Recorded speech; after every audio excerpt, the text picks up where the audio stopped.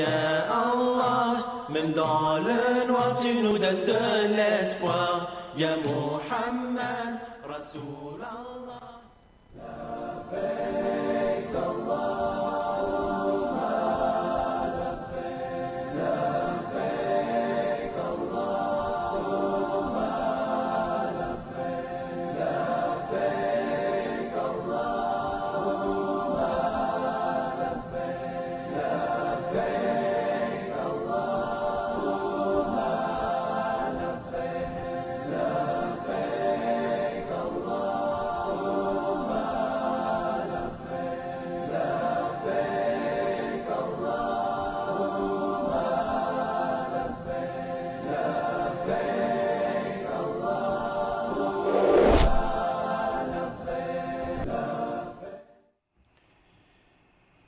إن الحمد لله نحمده ونستعينه ونستغفره ونتوب إليه ونعوذ بالله من شرور أنفسنا وسيئات أعمالنا من يهده الله فلا مضل له ومن يضلل فلا هادي له ونشهد أن لا إله إلا الله وحده لا شريك له ونشهد أن محمدا عبده ورسوله اللهم صل وسلم وبارك عليه وعلى آله وأصحابه أجمعين يا أيها الذين آمنوا اتقوا الله حق تقاته ولا تموتن إلا وأنتم مسلمون يا أيها الناس اتقوا ربكم الذي خلقكم من نفس واحدة وخلق منها زوجها وبث منهما رجالا كثيرا ونساء واتقوا الله الذي تساءلون به والأرحام إن الله كان عليكم رقيبا يا أيها الذين آمنوا اتقوا الله وقولوا قولا سديدا يصلح لكم أعمالكم ويغفر لكم ذنوبكم ومن يطع الله ورسوله فقد فاز فوزا عظيما أما بعد فإن أصدق الحديث كتاب الله وخير الهدي هدي محمد صلى الله عليه وسلم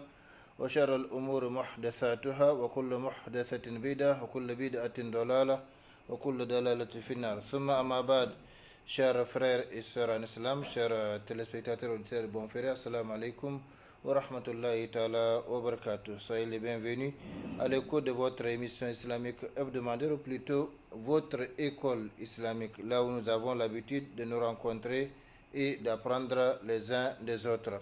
J'ai prié Allah subhanahu wa ta'ala de nous faire profiter tous ensemble de ces quelques instants que nous allons passer ensemble, Inch'Allah, ensemble donc dans sa voie, dans la recherche du savoir en vue de son application afin que ce savoir ne soit pas un argument contre nous mais plutôt un argument à notre faveur le jour où nous rencontrerons notre Seigneur Allah subhanahu wa ta'ala yawma la yanfa'u malun wa la banun illa man ata Allah bi qalbin salim, jour où ni bien ni enfant ne seront d'aucune utilité hormis pour celui qui regagne son Seigneur avec un cœur saint. Qu'Allah subhanahu wa ta'ala nous bénisse tous, qu'il bénisse nos vies, qu'il bénisse nos familles, qu'il bénisse nos enfants, qu'il bénisse nos œuvres, qu'il bénisse davantage notre cher pays, le Niger, et son peuple, et qu'il nous conforme davantage à sa sainte volonté partout et toujours. Amin. Chers frères et sœurs en islam, chers téléspectateurs, ceci dit, le thème de notre émission de ce soir est comment donner une orientation positive à sa vie. Troisième partie. Et pour un meilleur enchaînement, nous allons reprendre à partir du premier support parmi les supports qui permettent justement de positiver la vie productive. Allah subhanahu wa ta'ala nous conforme davantage à son bon traitement. Comme vous le savez, nous avons vu à travers les émissions précédentes que la vie, selon la vision de l'islam, se répartit en deux grandes catégories, la vie physique et la vie productive. Nous avons parlé de la vie physique et nous sommes dans la vie productive, celle-là qu'on peut justement étendre ou rendre éternelle ou éphémère, spirituelle ou satanique, ainsi de suite. Donc, c'est dans ces cadres-là, nous avons posé la question, qui est même le thème, sur lequel nous sommes, comment donner justement une orientation positive à sa vie. Eh bien, nous allons continuer avec les premiers supports, parmi les supports justement, qui permettent de positiver la vie. Sachez, chers frères et sœurs en islam, que pour pouvoir orienter sa vie de façon positive, l'homme a besoin de trois supports ou moyens fondamentaux et incontournables. Les premiers moyens, c'est la capacité de programmer sa vie productive.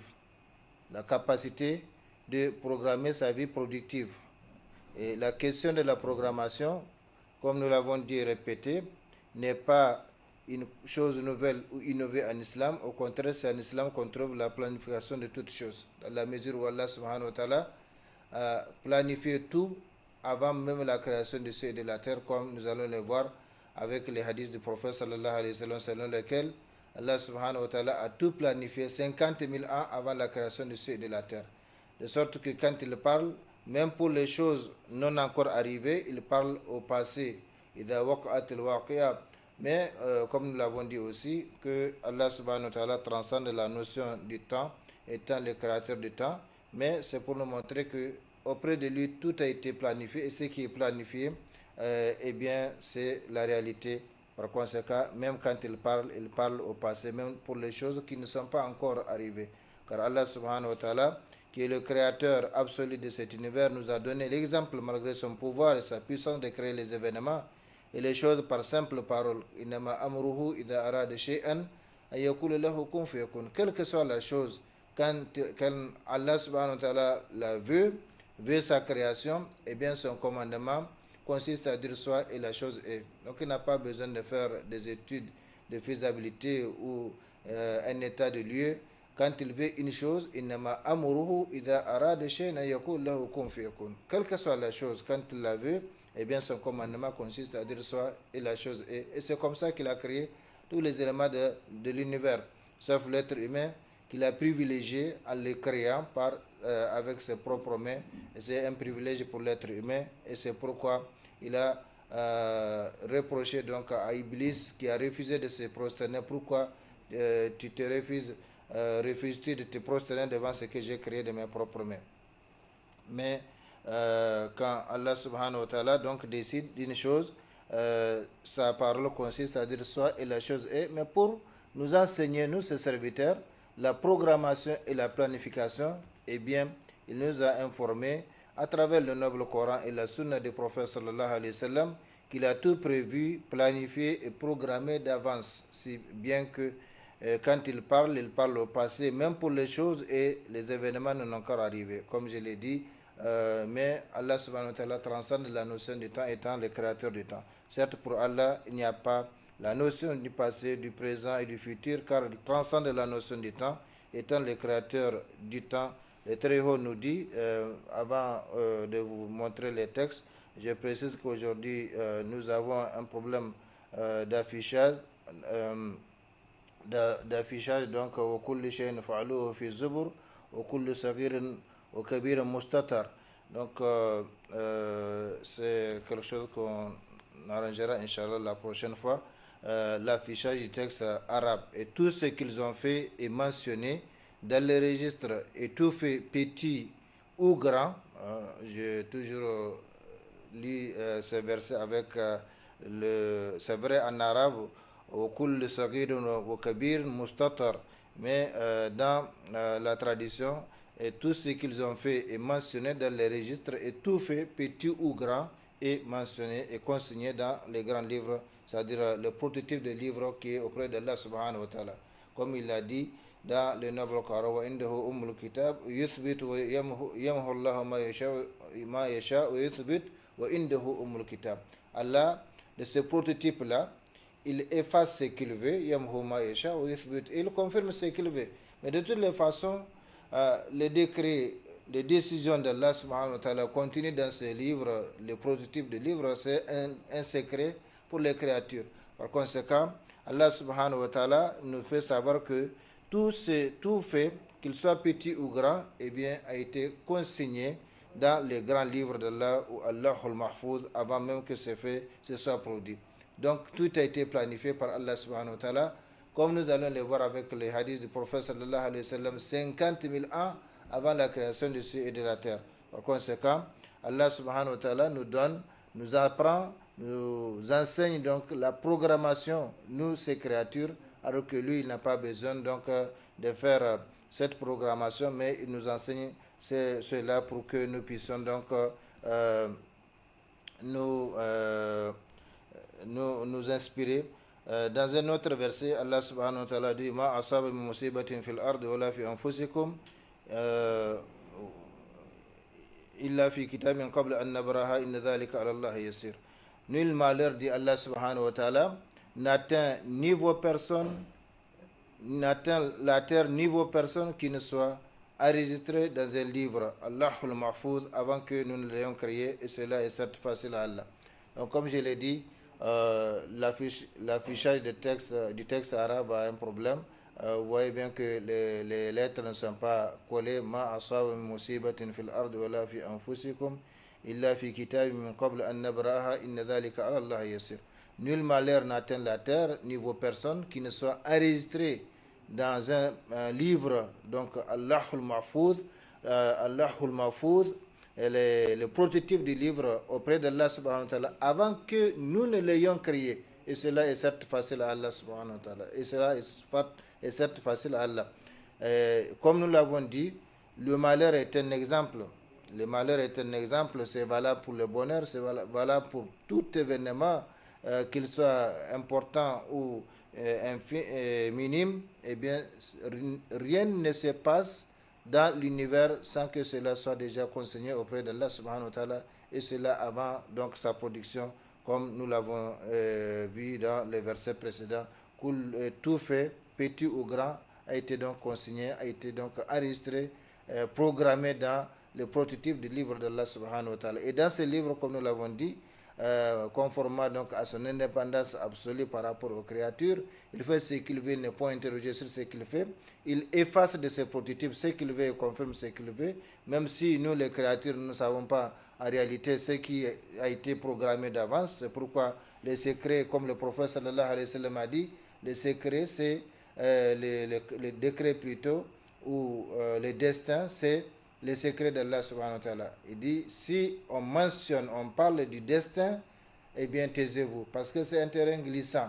C'est un terrain glissant. Le prophète sallallahu alayhi wa sallam une fois a montré à ses compagnons, a dit à ses compagnons, Allah m'a montré la liste de tous ceux qui vont entrer au paradis par leur nom et leur prénom, et la liste de tous ceux qui vont entrer au feu par leur nom et leur prénom.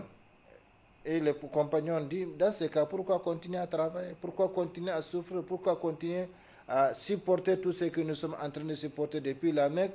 On a été persécutés, pourchassés, et jusqu'à Médine, on est encore dans la même situation, alors que Allah subhanahu wa ta'ala a tout fini depuis la création de cieux, avant même la création de cieux et de la terre. Le prophète sallallahu alayhi wa sallam a dit, Imalu fa kullu muyassarun lima khuluqa lahu. Travaillez, œuvrez, parce que à chacun, on va faciliter la destination pour laquelle il a été créé. Par conséquent, nous ne connaissons pas le destin d'Allah subhanahu wa ta'ala, nous ne savons pas ce qu'il y a dans le prototype du livre d'Allah subhanahu wa ta'ala. Donc, mais il nous fait savoir que de ces livres-là, il efface ce qu'il veut, il confirme ce qu'il veut. Et nous avons vu l'augmentation et la diminution de la vie conformément donc au comportement des serviteurs. Donc il y a certains actes qui sont favorables à l'augmentation de la vie physique, je veux dire, et d'autres qui raccourcissent cette vie physique, le nombre d'années que le serviteur est appelé à passer sur cette terre. Donc Allah subhanahu wa ta'ala nous fait savoir ici que nul malheur n'atteint la terre. J'ai dit que le malheur est un exemple d'événement, de situation. C'est valable aussi pour le bonheur, c'est valable pour la santé, c'est valable pour la maladie, c'est valable pour tout événement, qu'il soit important ou infime. Nul malheur n'atteint la terre ni vos personnes qui ne sont enregistrées dans un livre avant que nous ne l'ayons créé, et cela est certes facile à Allah. Donc pour nous montrer que Allah subhanahu wa ta'ala a tout planifié avant même sa production. Donc tout a été consigné dans un livre, le prototype du livre. Et le prophète sallallahu alayhi wa sallam a abondé dans ce sens en précisant que la première créature qu'Allah subhanahu wa ta'ala a créée est la plume. Puis il lui a donné l'ordre d'écrire tout ce qui se passera dans l'univers, et cela 50 000 ans avant la création des cieux et de la terre. Donc pour nous montrer que Allah subhanahu wa ta'ala a tout planifié, et tout ce qui se passe n'est qu'un replay donc de ce qu'il a planifié. Par conséquent, chers frères et sœurs en islam, cela nous enseigne la programmation, nous, ces serviteurs, nous qui ne connaissons pas l'avenir, la programmation avec la volonté d'Allah subhanahu wa ta'ala, comme nous allons voir, il y a des avantages de programmer sa vie et les premiers supports, donc pour orienter de façon positive sa vie, il faut cette programmation parce qu'on ne peut pas faire tout à la fois et sans un programme, eh bien, on ne peut que patauger dans sa vie comme dans ses activités, comme on le voit aujourd'hui. La plupart des gens ne savent même pas pourquoi ils existent et ils finissent leur vie sans découvrir pourquoi elle a commencé. Donc, chers frères et sœurs en islam, le prophète sallallahu alayhi wa sallam a précisé que la première créature qu'Allah subhanahu wa ta'ala a créée est la plume, puis il lui a donné l'ordre d'écrire. La plume dit qu'est-ce que je vais écrire. Allah subhanahu wa ta'ala dit écris tout ce qui se passera dans l'univers. Et c'est comme ça, et le prophète sallallahu alayhi wa sallam précise ici 50 000 ans avant la création des cieux et de la terre. Si bien que, comme je l'ai dit, j'ai l'habitude de le dire, que cette émission que vous suivez, ou que vous soyez, eh bien, ça a été programmé par Allah subhanahu wa ta'ala et chacun de nous doit donc y assister, soit un animateur ou un spectateur, comme je l'ai dit dans l'émission passée. Chers frères et sœurs en islam, nous allons donc continuer avec la suite, puisque l'homme est créé à l'image du Créateur. Certains musulmans s'étonnent de cette affirmation. Ce n'est pas moi qui l'a dit, c'est le prophète sallallahu alayhi wa sallam, c'est un hadith authentique. L'homme est créé à l'image du Créateur. Il doit par conséquent imiter son Seigneur dans ses actions, dans cette programmation. Ainsi, le musulman qui souhaite être utile à lui-même, à sa famille, à sa société, voire à l'humanité, en cherchant à apporter une certaine amélioration aux conditions de vie de cette humanité, eh bien, un tel musulman doit avoir,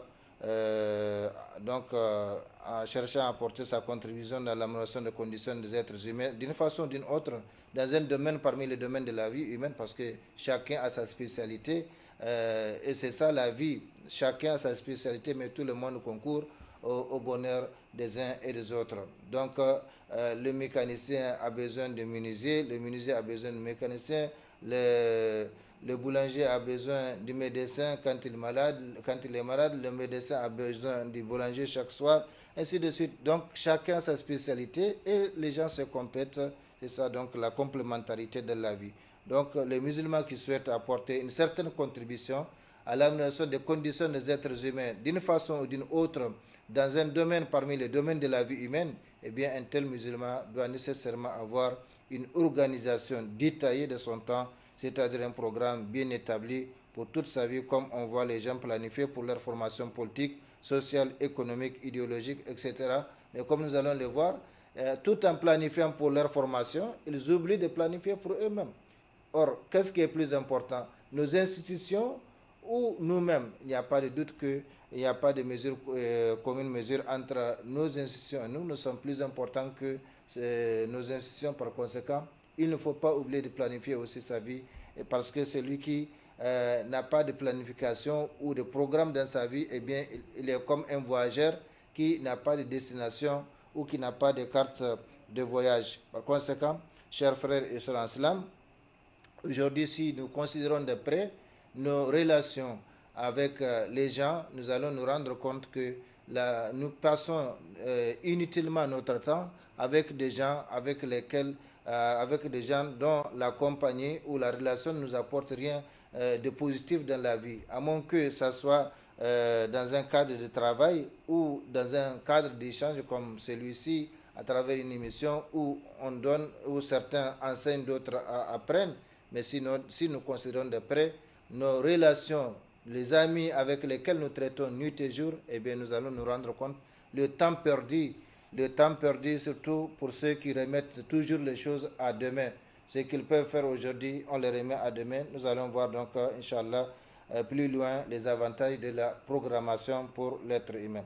Par conséquent, chers frères et sœurs en islam, on voit les gens planifier pour leur formation politique, sociale, économique, idéologique, mais malheureusement, ils oublient souvent, sinon toujours, de planifier leur propre existence comme ils planifient la vie de leurs institutions. Or, tout comme aucune institution ou formation de quelque nature qu'elle soit ne peut travailler, se développer et progresser sans un programme bien déterminé, et bien de la même façon, l'être humain ne peut pas aussi progresser de façon harmonieuse, avec performance, sans un programme qui lui permet de savoir qu'est-ce qu'il a accompli, qu'est-ce qui reste à accomplir, pourquoi il n'a pas accompli ce qu'il a planifié, ainsi de suite. Donc, nous avons l'habitude de donner ici des programmes hebdomadaires, des programmes mensuels, des programmes annuels pour que à chaque instant, parce que chaque minute, c'est une phase de consommation de notre vie. Nous sommes en train de perdre notre vie. Chaque instant qui passe, chaque minute qui passe, c'est une phase de consommation de notre vie. C'est un temps qui est passé, ce qui donc est sorti de notre vie physique, qui ne revient plus, qu'on ne peut plus rattraper. Et si on n'a pas accompli quelque chose de profitable dans ce temps-là, eh bien, on a perdu. On a perdu, c'est pourquoi les prophètes en islam, on parle de la positivité, de sorte qu'on fasse chaque fois que aujourd'hui soit meilleur que hier, que demain soit meilleur que aujourd'hui, c'est-à-dire dans les activités, dans les œuvres, dans les comportements, dans les paroles, et c'est comme ça qu'on peut mesurer justement son progrès. La tradition islamique nous dit celui dont 2 de ses jours sont égaux en œuvre est un perdant. Pourquoi? Il a perdu 24 heures alors qu'il n'a pas progressé en œuvre, surtout en œuvre positive. Sinon, nous sommes toujours en train d'œuvrer. La parole est une œuvre, le comportement est une œuvre, l'action est une œuvre. Nous sommes toujours en train d'œuvrer, mais certaines œuvrent en leur propre faveur et d'autres œuvrent à leur propre détriment. Donc, les gens planifient pour leurs institutions, pour leur formation. Malheureusement, ils oublient souvent, sinon toujours, de planifier leur propre existence comme ils planifient la vie de leurs institutions. Or, tout comme aucune institution ou formation de quelque nature qu'elle soit ne peut travailler, se développer et progresser sans programme bien déterminé, sans un programme bien déterminé, eh bien, de la même façon, aucun être humain en général ou aucun musulman en particulier ne peut travailler correctement et de façon efficace et utile sans programme, sans planification. Ce n'est pas possible.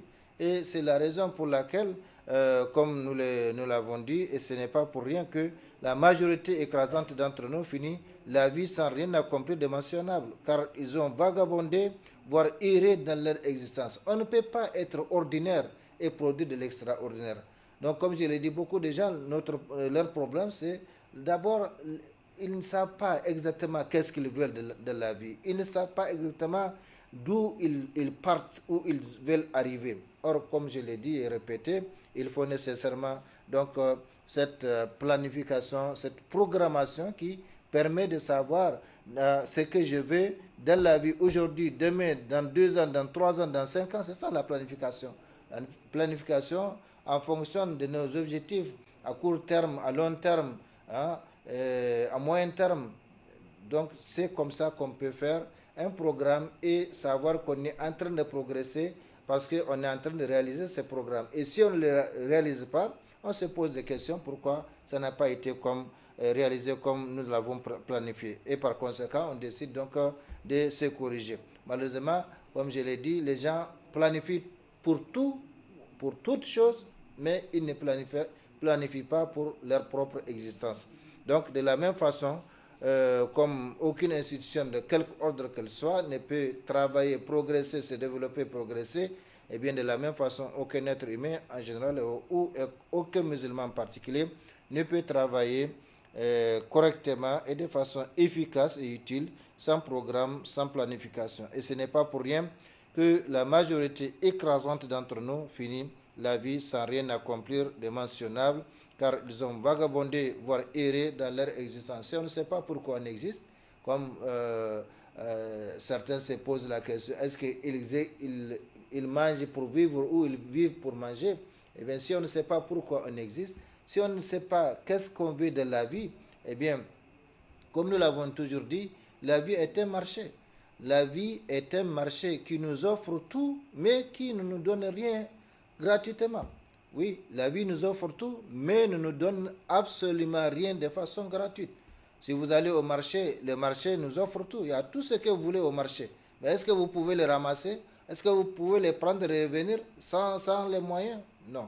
Donc, et maintenant, quand vous avez les moyens encore, quand vous allez au marché, ce que vous allez ramasser ou acheter, c'est en fonction de ce que vous avez planifié.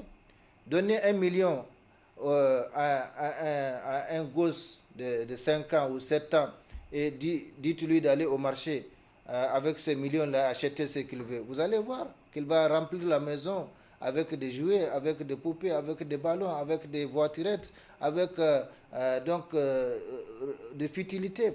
Donnez les mêmes millions à un jeune homme qui veut se marier. Vous allez voir comment il va faire avec ces millions. Donnez les mêmes millions à un pauvre qui est endetté, qui a une famille à sa charge. Donc, vous voyez, ces mêmes moyens que les millions, notre utilisation va être différente en fonction de nos besoins, en fonction de notre planification. Donc, la vie nous offre tout, mais ne nous donne rien gratuitement. Il faut nécessairement travailler pour gagner ici-bas et gagner dans l'au-delà. Comme nous l'avons vu et comme nous le verrons plus loin, l'homme n'a rien, absolument rien que justement le fruit de ses œuvres. Et donc ces fruits-là, il les verra ici-bas et dans l'au-delà. Donc, et ce n'est pas pour rien que la majorité écrasante d'entre nous finit la vie sans rien accomplir de mentionnable, car ils ont vagabondé, voire erré dans leur existence. Certains, ce n'est pas leur souci. C'est pas leur souci. Qu'est-ce qu'ils vont faire ou qu'est-ce qu'ils ont à apporter à l'humanité, ce n'est pas leur souci. On tire profit aujourd'hui. La télé est là, la radio est là, les téléphones est là, le portable, la voiture, la fusée, les avions. Mais beaucoup, la majorité, quand je dis beaucoup, la majorité écrasante des gens ne se pose jamais la question. Quelle est moi ma contribution à l'humanité? Qu'est-ce que j'apporte à l'humanité? Ou je suis juste venu pour profiter des autres? Donc, il faut avoir la conscience justement qu'on a l'obligation de faire quelque chose. Allah subhanahu wa ta'ala nous a créés ici pour nous mettre à l'épreuve et faire distinguer le meilleur d'entre nous.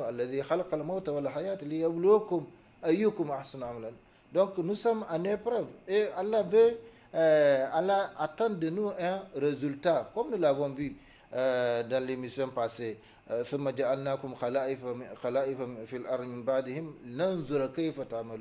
Puis nous avons fait de vous des successeurs sur la terre après les prédécesseurs pour regarder, pour voir comment vous allez agir. Donc Allah attend de nous un résultat dans nos comportements, un résultat dans nos actions, un résultat de nos paroles, un résultat de nos relations. Et ce résultat, eh bien, c'est en fonction de ce que nous planifions, nous programmons. Bien sûr, la question n'est pas aussi simple que cela parce qu'il s'agit d'une question d'éducation. Il s'agit d'une question d'éducation. Donc, apprendre aux gens à planifier leur vie, apprendre aux gens à respecter le temps, à respecter le rendez-vous. Comme en islam, nous savons que le respect du rendez-vous est sacré. Et par conséquent, c'est une question d'éducation. Malheureusement, c'est ce qui fait carence dans la plupart des cas. Donc, il n'y a pas de doute, chers frères et sœurs en islam, il n'y a pas de doute que chacun de nous a un programme plus ou moins clair ou plus ou moins flou dans sa tête, un programme d'activité, de souhaits, d'objectifs et autres, mais qu'il n'a jamais essayé de matérialiser en le mettant sur papier. Oui, je vais faire ceci, je vais faire cela, mais tout ce qui n'est pas matérialisé, tout ce qui n'est pas écrit, eh bien, on ne peut même pas réviser, on ne peut même pas voir.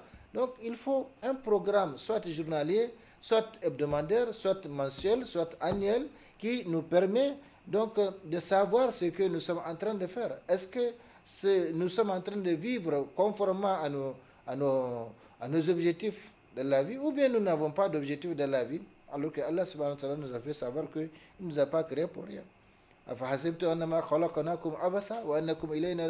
Pensez-vous que nous vous avions créé sans but, sans objectif? Non.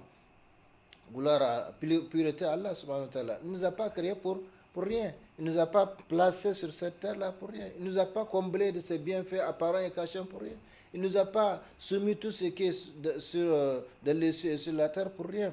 Il nous a créés pour un objectif bien déterminé, pour un but bien déterminé, à savoir son adoration, même si cette adoration ne se fait pas dans l'ignorance. Donc, il y a nécessairement des devoirs qu'il faut connaître et donc entreprendre. Chers frères et sœurs, il n'y a pas de doute que chacun de nous a un programme plus ou moins clair ou plus ou moins flou. Comme chaque fois nous voyons les gens, je vais apprendre telle matière, je vais apprendre telle matière. Oui, je veux. Oui, on veut tout. Mais si on ne passe pas à l'action, eh bien, c'est nul et non avenu. Ça ne donnera aucun fruit. Comme nous avons illustré cela par le fait d'emmagasiner, donc d'acheter des semences et de les emmagasiner autant de tonnes qu'on veut ou qu'on peut, mais si on ne les sème pas, on ne les cultive pas, on ne les entretient pas, eh bien, ça ne va rien donner. Et c'est comme ça nos souhaits, aussi beaux soient-ils, aussi grands soient-ils, eh bien, s'il n'y a pas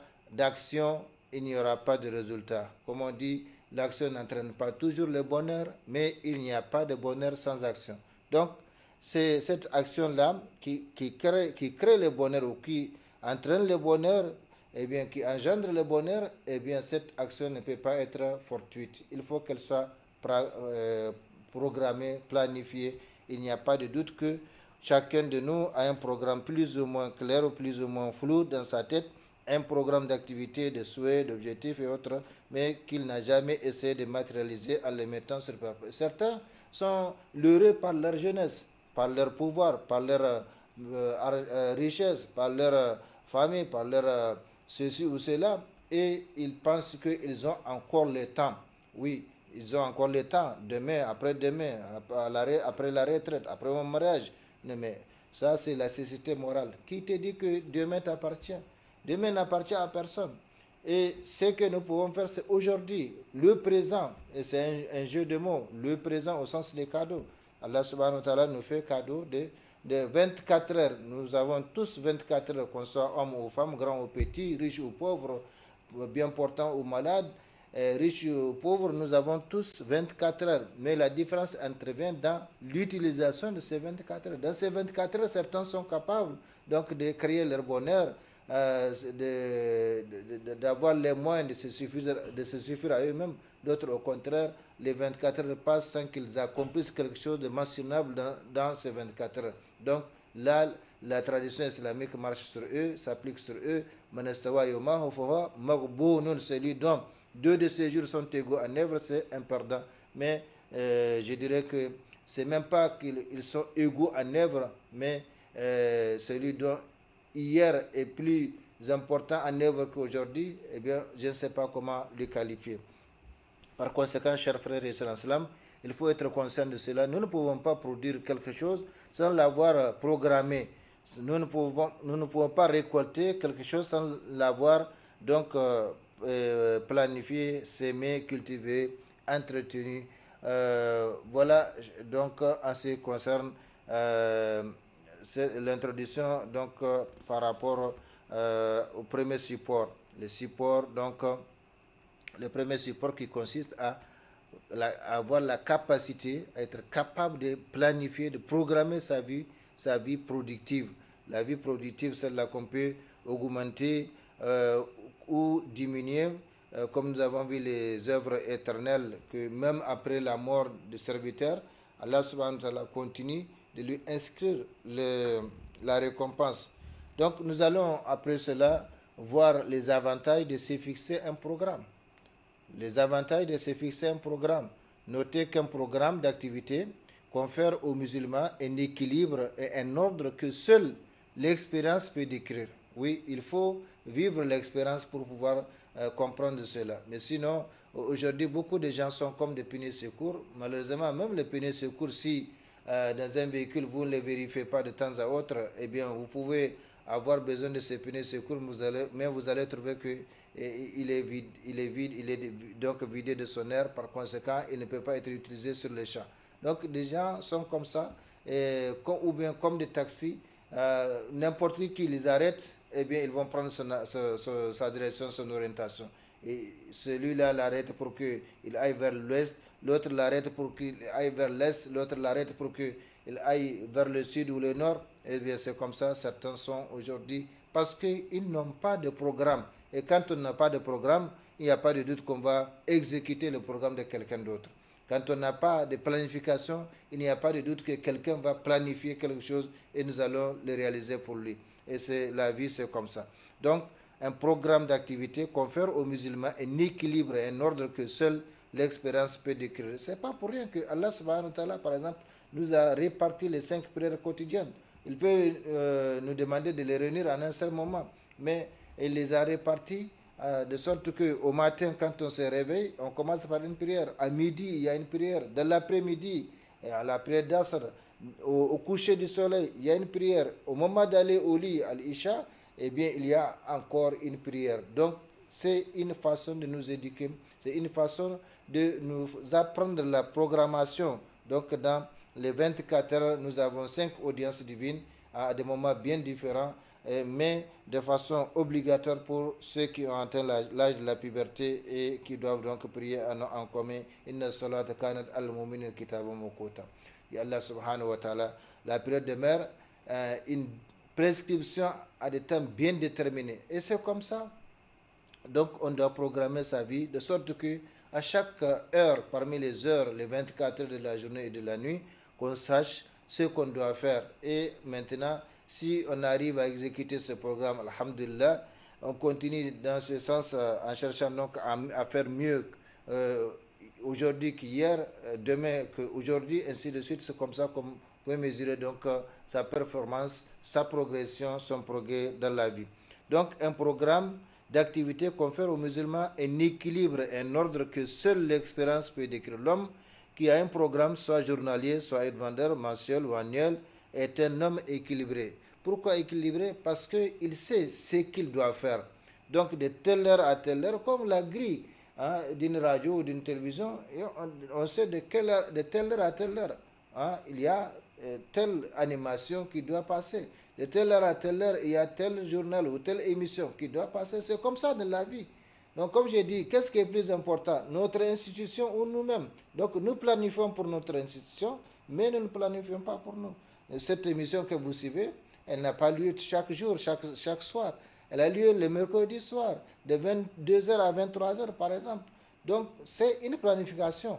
C'est une planification. Et c'est comme ça, dans la vie, dans votre propre vie, eh bien, vous devez avoir votre programme, au lieu que ce soit toujours le programme des autres que vous exécutez.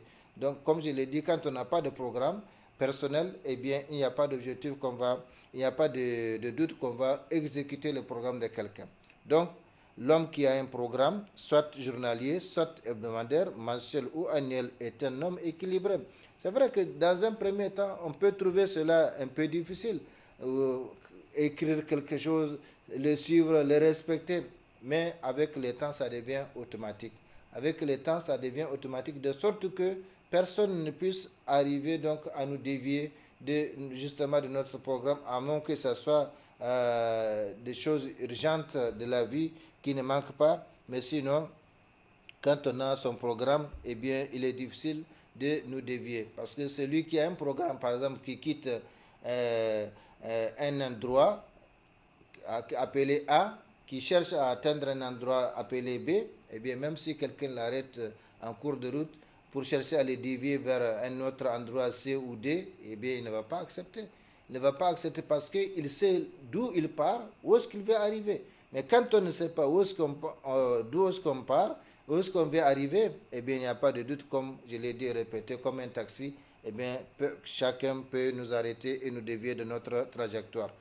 Parmi les avantages, chers frères et sœurs en islam, parmi les avantages du programme quotidien de notre vie, on peut citer 1. Le fait de donner un sens à notre existence. Oui, avoir un programme, c'est donner un sens ou donner un sens à notre existence, à notre vie.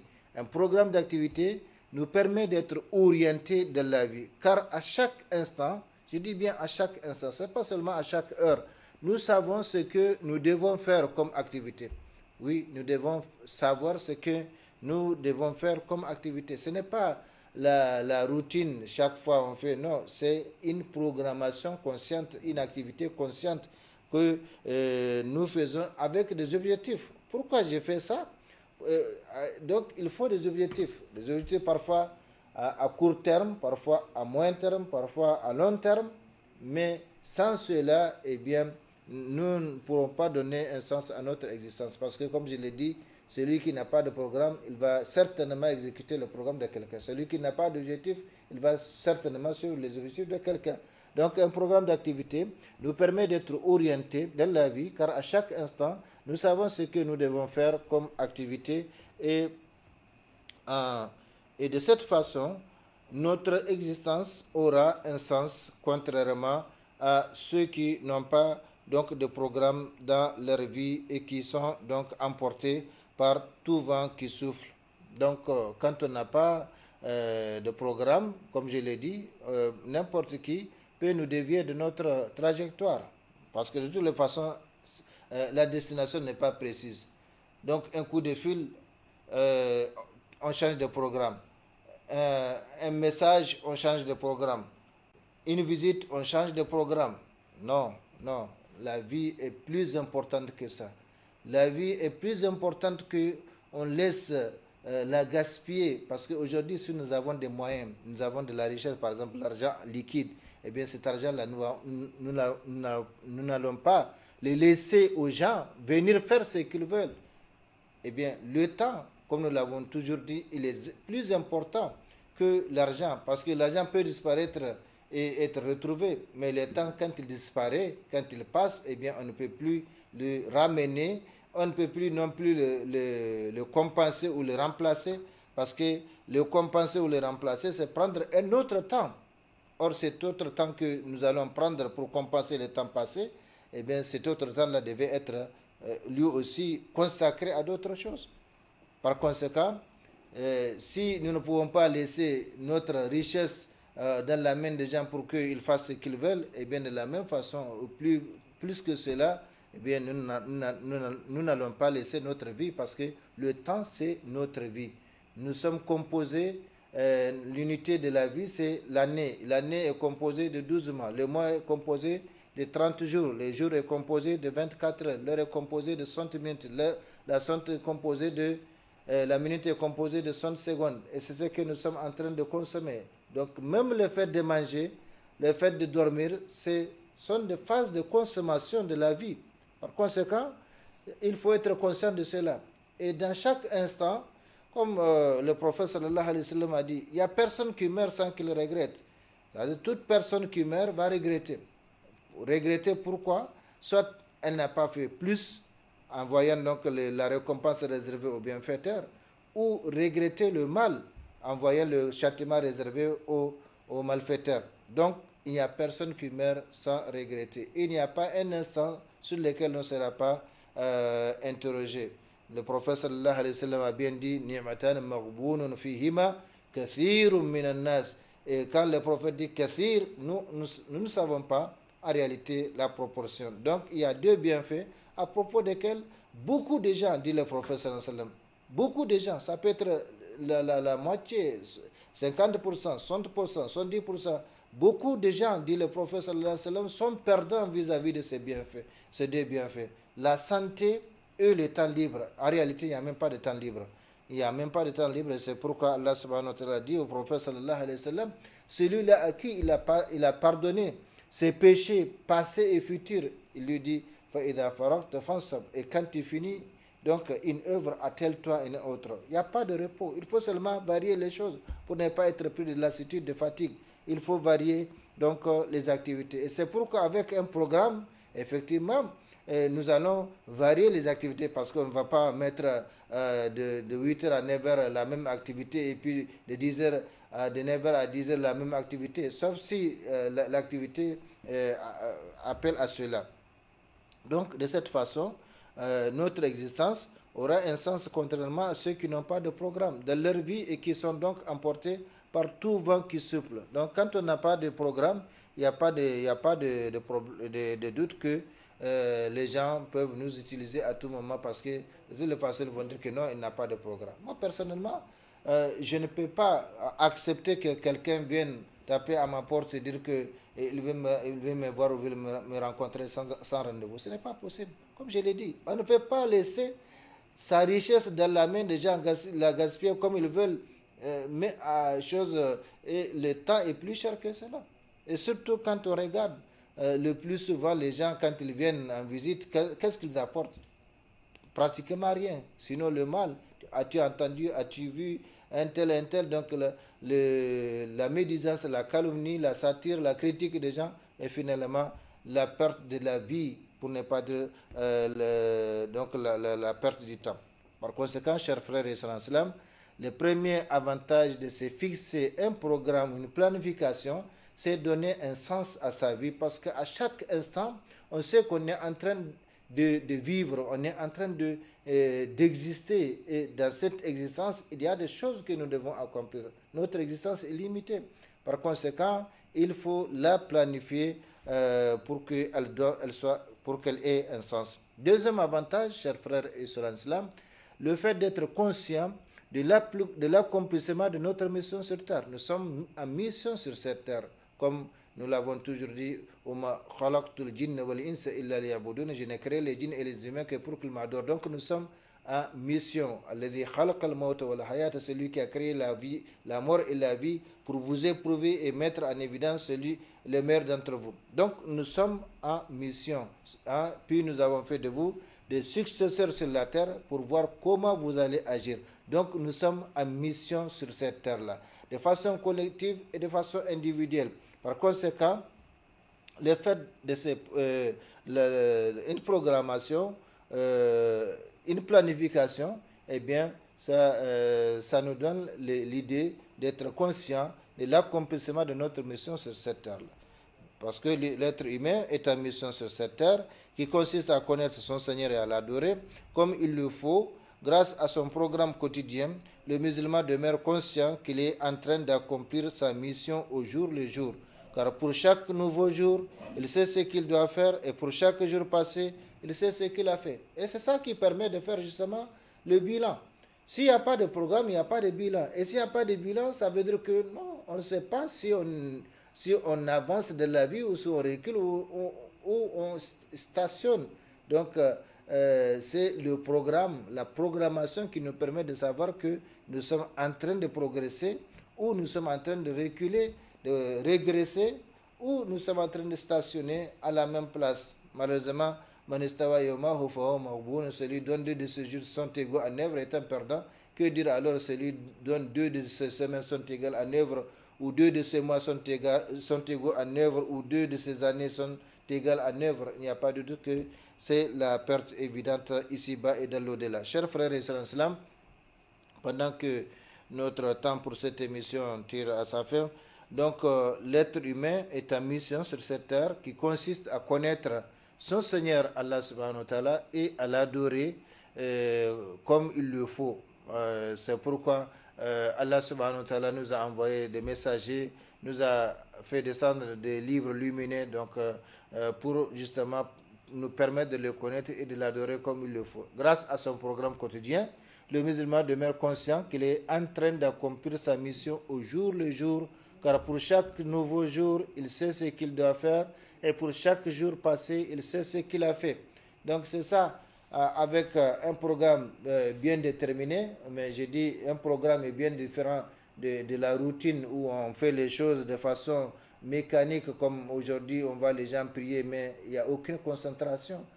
Non, le programme ou la programmation, la planification, on l'a fait avec des objectifs. Pourquoi j'ai mis cette activité dans mon programme? C'est qu'il y a des objectifs. Et ces objectifs-là peuvent être à court, à moyen ou à long terme. Donc, il faut être conscient de cela. Donc, le deuxième avantage de la programmation, c'est le fait d'être conscient de l'accomplissement de notre mission sur Terre. L'être humain est en mission sur cette terre qui consiste à connaître son Seigneur et à l'adorer comme il le faut. Grâce à son programme quotidien, le musulman demeure conscient qu'il est en train d'accomplir sa mission au jour le jour, car pour chaque nouveau jour, il sait ce qu'il doit faire, et pour chaque jour passé, il sait ce qu'il a fait, et c'est ça qui lui permet de faire le bilan. Le bilan donc de ses activités. Ça, c'est le deuxième avantage. Le troisième avantage de se fixer un programme, une planification, c'est le fait d'être à l'abri des péchés autant que faire se peut. Oui, pourquoi? Parce qu'avec une programmation quotidienne bien ficelée et bien respectée, le musulman est moins exposé au péché, car il n'est pas imaginable qu'il puisse inscrire dans son programme quotidien qu'à telle ou telle heure, il va s'adonner à la calomnie, à la médisance, au vol, au détournement, au manquement des prières, etc. Donc, ce n'est pas possible. Ce n'est pas possible qu'il mette de telles activités dans son programme quotidien.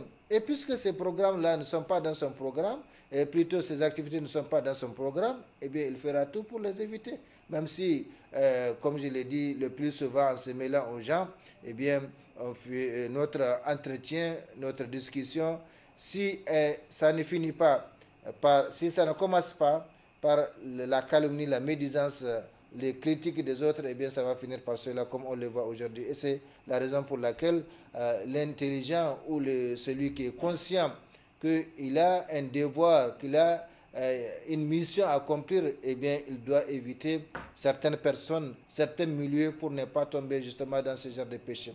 Donc, le troisième moyen, le fait d'être à l'abri des péchés autant que faire se peut, avec une programmation quotidienne bien ficelée et bien respectée, le musulman est moins exposé au péché car il n'est pas imaginable qu'il puisse inscrire dans son programme quotidien qu'à telle ou telle heure, il va s'adonner à la calomnie, à la médisance, au vol, au détournement, au manquement de prière, etc.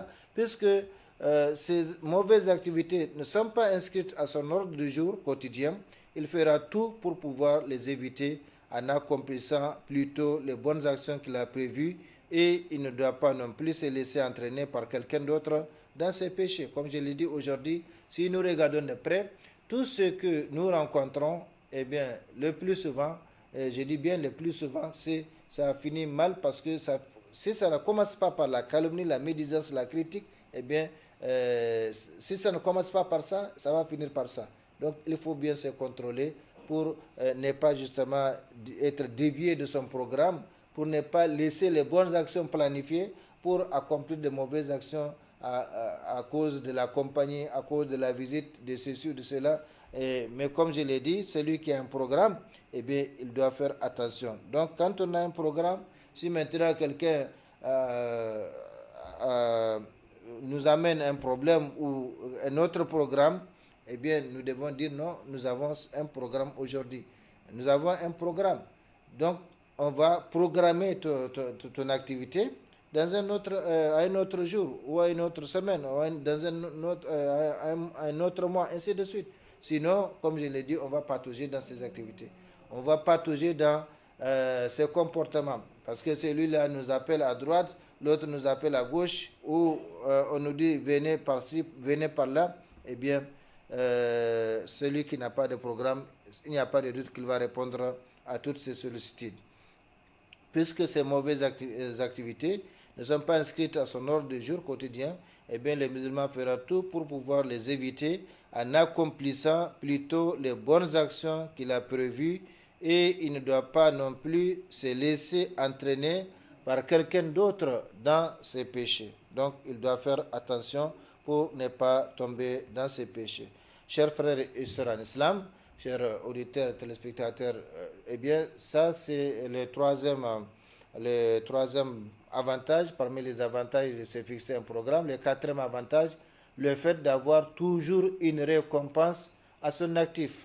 Oui, le fait d'avoir toujours une récompense à son actif. En effet, grâce à son bon comportement, à son bon programme d'activité, le musulman arrive à avoir une récompense pour chaque bonne action planifiée.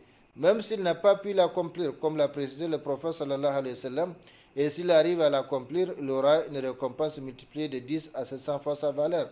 Donc c'est ça l'avantage. Quand on a un programme fixé, donc des activités fixées, même si on n'arrive pas à les réaliser, eh bien déjà on a une bonne action à son actif grâce à la bonne intention. Innamal a'malu binniya, dit le prophète sallallahu alayhi wa sallam. Donc déjà en planifiant que de telle heure à telle heure je vais rendre visite à mon frère ou à ma soeur en islam, une visite de courtoisie, juste 5 minutes ou 10 minutes, parce que comme je l'ai dit et répété, plus le temps de rencontre, le temps de discussion dure, et bien plus nous sommes entraînés dans le péché. Donc tout de suite, on va sortir on va tomber dans la calomnie, dans la médisance, par conséquent, la récompense, même si elle est là, elle risque d'être gelée par les péchés. Donc, le fait d'avoir toujours une récompense à son actif, c'est le quatrième avantage de se fixer un programme, parce que grâce à son bon programme d'activité, le musulman arrive à avoir une récompense pour chaque bonne action planifiée, même s'il n'a pas pu l'accomplir, comme l'a précisé le prophète sallallahu alayhi wa sallam. Et s'il arrive à l'accomplir, eh bien, il aura une récompense multipliée de 10 à 100 fois sa valeur. Donc, c'est ça l'avantage. Si, par exemple, quelqu'un décide de 3 heures du matin à 4 heures du matin, c'est un exemple, hein, qu'il va prier 2 rakas ou 4 rakas, eh bien, déjà dans son programme, là, ce n'est pas un programme, c'est pas un souhait, c'est un programme écrit, comme nous avons l'habitude de donner donc un programme hebdomadaire ou journalier. Il appartient à chacun donc de modifier ces programmes-là en fonction bien sûr de ses objectifs, en fonction bien sûr de sa disponibilité, de ses moyens aussi. Donc si elle est inscrite dans son programme que de 3 heures du matin à 4 heures du matin, parce que c'est les derniers tiers de la nuit, où Allah subhanahu wa ta'ala descend au ciel le plus proche, comme le prophète sallallahu alayhi wa sallam l'a dit. Et là, il pose des questions. Qui me demande pour que je lui donne? Qui demande pardon pour que je lui pardonne? Qui m'invoque pour que je l'exauce? Comme le prophète sallallahu alayhi wa sallam a dit. Et cela jusqu'à la fin du temps. Chaque soir, chaque nuit, il y a donc ce temps d'audience. Mais où sommes-nous par rapport à cela? Donc, c'est une question de programmation. Et cette programmation, c'est ça qui nous permet de donner un sens à notre vie. C'est ça qui nous permet de savoir ce que nous avons accompli dans notre programme et ce qui reste à accomplir. Et pourquoi nous n'avons pas accompli telle ou telle chose. Par conséquent, cela nous permet donc à l'avenir d'éviter cette erreur. Et ça nous permet de mesurer notre performance avec le temps, soit par semaine, soit par mois, soit par an. Donc, le quatrième avantage, c'est le fait d'avoir toujours une récompense à son actif grâce à son bon programme d'activité. Les musulmans arrivent à avoir une récompense pour chaque bonne action planifiée, même s'il n'a pas pu l'accomplir comme l'a précisé le prophète sallallahu alayhi wa sallam. Donc, chers frères et sœurs, nous sommes au terme de notre émission pour aujourd'hui. Ainsi, grâce à son programme quotidien et à sa bonne intention, le musulman transforme toute sa vie en adoration, lui permettant d'avoir une récompense continue dans son registre, même pour les activités dites licites telles que le manger, le sommeil, etc. Donc nous allons nous arrêter au niveau donc de ce quatrième avantage. Nous verrons Inch'Allah le reste des avantages au cours des émissions à venir. Par conséquent, le quatrième avantage sur lequel nous allons nous arrêter, c'est justement le fait d'avoir une récompense à son actif, même pour les choses, pour les activités non accomplies. Ça, c'est la miséricorde d'Allah subhanahu wa ta'ala et la bonté, donc la beauté, je vais dire, de l'islam. Donc même pour des activités qu'on n'a pas pu accomplir, mais puisqu'on les a planifiées avec une bonne intention, eh bien, on a une récompense pour cela. Et si on arrive à les accomplir, la récompense est multipliée de plusieurs fois sa valeur. Comme le prophète sallallahu alayhi wa sallam l'a dit, qu'Allah subhanahu wa ta'ala bénisse ce que nous avons dit, ce que vous avez entendu et qu'il nous conforme davantage à l'application donc de cela, de cet enseignement, et qu'il nous conforme davantage à ce qu'il aime et agrée, qu'il nous bénisse, nous, nos familles, nos enfants, et qu'il nous bénisse davantage notre cher pays, le Niger et son peuple, et qu'il nous conforme davantage à sa sainte volonté partout et toujours. Chers frères et sœurs islam, comme je l'ai dit, nous allons nous arrêter au niveau de ces quatrièmes avantages. Parmi les avantages de se fixer un programme, nous verrons Inch'Allah la suite au cours des émissions à venir. اللهم ربنا تقبل منا إنك أنت السميع العليم وتب علينا إنك أنت التواب الرحيم اللهم أعز الإسلام والمسلمين في كل مكان ووفقنا دائما لما تحب وترضى من الأقوال والأفعال والأحوال برحمتك يا أرحم الراحمين اللهم ربنا آتنا في الدنيا حسنة وفي الآخرة حسنة وقنا عذاب النار. اللهم ربنا لا تزغ قلوبنا بعد إذ هديتنا وهب لنا من لدنك رحمة إنك أنت الوهاب. اللهم إنا نسألك الهدى والتقى والعفاف والغنى. اللهم إنا نسألك الهدى والتقى والعفاف والغنى. اللهم إنا نسألك الهدى والتقى والعفاف والغنى. اللهم وفقنا دائما لما تحب وترضى من الأقوال والأفعال والأحوال برحمتك يا أرحم الراحمين. اللهم صل وسلم وبارك وعنئم على عبدك ورسولك محمد وعلى آله وأصحابه أجمعين. سبحان ربك رب العزة ما يصفون وسلام على المرسلين والحمد لله رب العالمين. والسلام عليكم ورحمة الله تعالى وبركاته. Ya Allah, même dans le noir tu nous donnes de l'espoir. Ya Muhammad, Rasoul Allah.